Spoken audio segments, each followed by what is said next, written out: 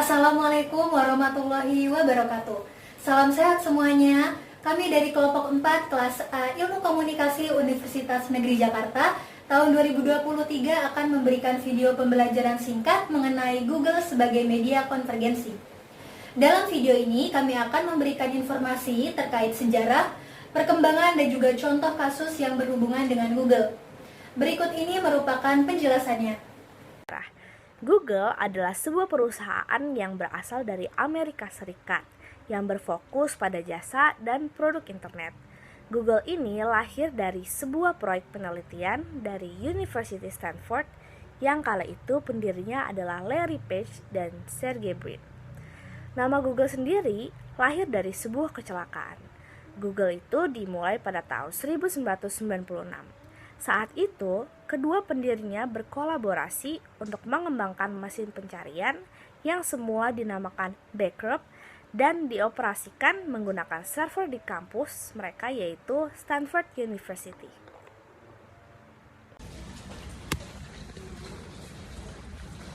Saya akan menjelaskan asal-usul nama Google.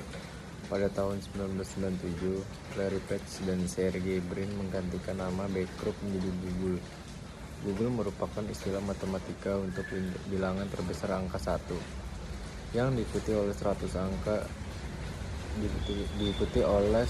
angka 0 di belakangnya.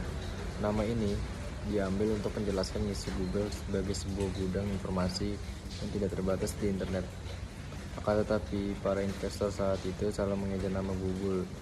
Ejaan ini berubah menjadi Google dan sudah terlanjur menuliskannya dalam dokumen perjanjian. Hal itulah yang membuat Larry dan Sergey akhirnya mau tidak mau menggunakan nama Google. Google sendiri akhirnya berdiri pada tanggal 4 September 1998 dan dibuka secara resmi di Menlo Park, California. Terima kasih. Saya akan menjelaskan tentang perkembangan Google. Google didirikan pada tanggal 4 September tahun 1998. Awalnya adalah mesin pencari revolusioner yang kemudian berkembang menjadi perusahaan teknologi terbesar di dunia. Mereka meluncurkan berbagai produk seperti Gmail, Android, dan YouTube. Google juga dikenal karena inovasi, penelitian, dan kepemimpinannya dalam AI. Pada tahun 2015, mereka melakukan restrukturisasi menjadi anak perusahaan Alphabet Inc. Fokus Google saat ini adalah keamanan, privasi, dan keberlanjutan. Mereka terus memainkan peran sentral dalam transformasi teknologi dan cara kita menjalani kehidupan sehari-hari. Selama perkembangannya, Google telah menghadapi berbagai tantangan terkait privasi data, masalah anti monopoli, dan isu-isu ketika teknologi. Meskipun begitu, Google telah menjadi salah satu pemain utama dalam industri teknologi dan internet, serta terus berupaya untuk menghadirkan inovasi yang dapat membentuk masa depan teknologi. Masuk ke pembahasan terakhir yaitu tentang contoh kasus. Nah, di sini itu kita akan mengetahui bahwasanya Google pernah mempunyai kasus yang terjadi di Indonesia.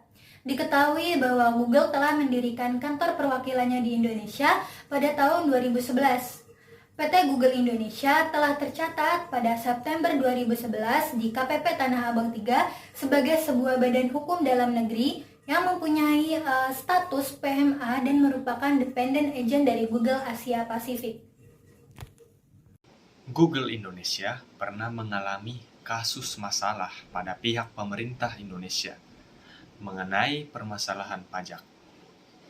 Google Indonesia telah melanggar aturan yang ada mengenai perpajakan yang sudah ditetapkan dan diatur dalam perundang-undangan, yaitu terdapat dalam Undang-Undang Republik Indonesia Nomor 7 Tahun 1983. Pihak Google beralasan kalau adanya mereka di Indonesia itu hanya sekedar sebagai kantor perwakilan saja, yang pada akhirnya mereka membayar pajak tidak sesuai dengan peraturan perundang-undangan yang telah ditetapkan oleh pemerintah Indonesia.